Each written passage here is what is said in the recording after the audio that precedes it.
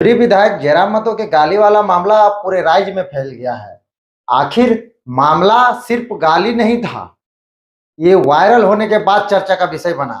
अगर ये सीमित रहता, कई ऐसे थाना प्रभारियों का फटकार कई नेता मंत्री विधायक लगाते हैं, एसपी डीएसपी लगाते हैं, डीसी लगाते हैं और शब्दों के से नहीं अब शब्दों का प्रयोग कर करके लगाते हैं। कई सोशल मीडिया में वायरल होता है, कोई गोपनीय रहता है।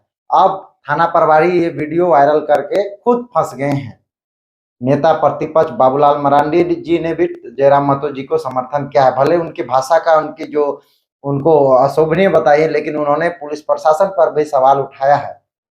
उन्होंने ये सवाल उठाया कि जयराम महतो जी ने गाली दिया, ये बिल्कुल सही नहीं है, लेकिन आपने आपके साथ वो निजी बातचीत की है, वो आपने सोशल मीडिया में डाला, वो आपका कहाँ तक सही है, ये भी संवैधानिक नहीं है। साथ ही साथ उन्होंने ये बोला कि अगर कोई जनप्रतिनिधि, कोई अगर प्रशासनिक विभाग के पदाधिकारी को अगर अपशब्द बोलता है, तो आप लोग की एसोसिएशन का एक टीम बनती है और आप लोग चरणबद्ध आंदोलन करने के लिए और अल्टीमेटम देने लगते हैं सरकार को और वहाँ के जनप्रतिनिधि को। लेकिन आपने कभी जो कि चास थाना प्रभारी की कथित तौर पर कॉल पर बुलाने पर नहीं जाने पर शब्दों का प्रयोग करना, पिंडराजरा थाना क्षेत्र में कई ऐसे मामले थे। एक लड़की पुष्पा कुमारी का जो साक्ष्य को छिपाना, पूरी जांच होती है तब उनका पुलिस प्रशासन का पूरा सस्पेंड किया जाता है, पूरा थाना के पदाधिकारियों को सस्पेंड किया जाता है। तब पुलिस एसोसिएशन का एक प्रेस वार्ता क्यों नहीं निकलती है, या फिर पुलिस एसोसिएशन उसमें काम क्यों नहीं करती है।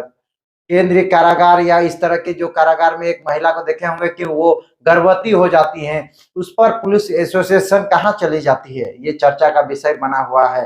पुलिस एसोसिएशन जो मांग की है जयराम महतो से माफी मांगने की, उन पर एफआईआर दर्ज कर दिया गया है। इस पर भाजपा के लोग और कुछ कुछ आजसू के लोग भी अब सामने आ रहे हैं, जो कि जयराम महतो के बातों को समर्थन कर रहे हैं। उनके शब्दों को समर्थन नहीं किए, लेकिन सवाल उन लोग भी उठाए हैं कि अगर इनको आप गलत ठहराते हैं तो उस पर आप भी गलत हैं, क्योंकि आप राह चलते कोई भी लोगों को कहीं पे सड़क के किनारे लोगों को अपने अनुसार चलने के और अपनी रोब दिखाते हैं, अपनी वर्दी का ध्वज दिखाते हैं। जो जनप्रतिनिधि जनता के बीच जाते हैं, हाथ जोड़कर प्रणाम करते हैं और वही जनप्रतिनिधि के द्वारा आप चयनित होते हैं, वो आपको नौकर बना के, जनता का पब्लिक सर्वेंट बना के भेजता है। लेकिन आप लोग पब्लिक के पास पब्लिक सर्वेंट न बनकर पब्लिक का राजा बनते हैं, जो लोकतंत्र की जगह राजतंत्र वाला काम करते हैं। किस तरह से आप शब्दों का प्रयोग करते हैं, उनको डराते धमकाते हैं, बंदूक का ध्वज दिखाते हैं, डंडे का, थाना का, जेल का ध्वज दिखाकर उनको डराया धमका जाता है। ये कहाँ तक सही रहता है? ये आरोप बाबूलाल मरांडी जी ने लगाया है। मैं आपको वही बता दूं कि ये मामला पूरे राज्य भर में फैल गया है। उन्होंने ट्विटर के माध्यम से ट्वीट करके सोशल मीडिया हैंडल में साझा किया है। साथ ही साथ कई ऐसे लोग हैं, जो अमन सिंह है, जो हिंदू राष्ट्रवाद में जो हजारीबाग का है, जो हिंदू राष्ट्रवादी वाली मानसिकता के हैं, वो भी कहें कि हमारी मानसिकता बिल्कुल अलग है, हमारी राजनीतिक विचारधारा अलग है, लेकिन इस मुद्दे पर मैं उनके साथ हूं। उन्होंने जो कहा है सही कहा है। अगर पुलिस प्रशासन पूरे राज्य की जनता, पूरे देश की जनता से अगर माफी मांगती है कि हम आज के बाद से जनताओं को कभी गाली नहीं देंगे, कभी निर्दोष व्यक्ति को थाने लाकर पिटाई नहीं करेंगे, उसके साथ पैसे ऊपर से नहीं लेंगे, तो हम भी और या जनप्रतिनिधि भी आप पर इस तरह से कड़े वचन से बात नहीं करेंगे। शब्द यहाँ पर चर्चा का ये विषय है, प्रशासन ही कानून अपने हाथ में लेती है। क्योंकि जयराम महतो जी का कहना है, जिस तरह से उन्होंने कह रहे हैं कि मैंने प्रशासन को मना किया कि गणेश दास जी को मत मारिए, कानूनी प्रक्रिया में जाइए, और पता चला कि फोन करने के बावजूद भी उन्हें मारा पीटा गया और काफी जोरदार। तो ये विषय चर्चा का विषय है और उन्होंने कहा है कि मैं बिल्कुल नहीं माफी मांगूंगा, चाहे मैं सूली में क्यों ना चढ़ जाऊं, लेकिन माफी नहीं मांगूंगा।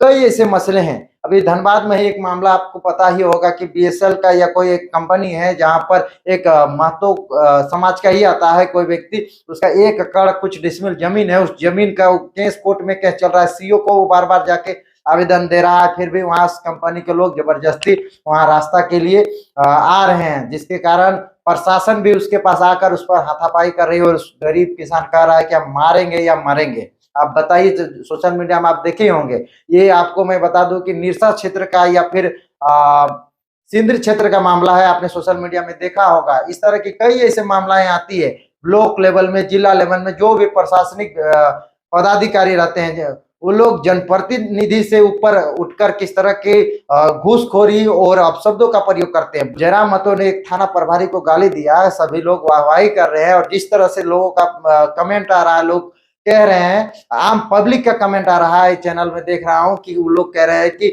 सही किया है। जो लोग कोई राजनीतिक पार्टी से जुड़ाव नहीं रखते हैं, जिनको किसी व्यक्ति विशेष से दुश्मनी नहीं रहती है, जो आम व्यक्ति है जिसके साथ शोषण हुआ है, वो लोग ऐसा करते नजर आते हैं। तो ये चर्चा का विषय ये भी बना है, ये बाबूलाल मरांडी जी कहे हैं कि राज्य सरकार के मुख्यमंत्री को ऐसे लोगों पर संज्ञान में लेनी चाहिए, शिकंजा कसना चाहिए। जो लोग प्रशासनिक व्यवस्था ठीक ढंग से नहीं करते हैं, जो पब्लिक सर्वेंट बनाकर सरकार भेजती है लेकिन वहां पब्लिक सर्वेंट न बनकर वो खुद अपना राजतंत्र चलाने लगती है, अपना वर्दी का रोब, अपने पावर का रोब।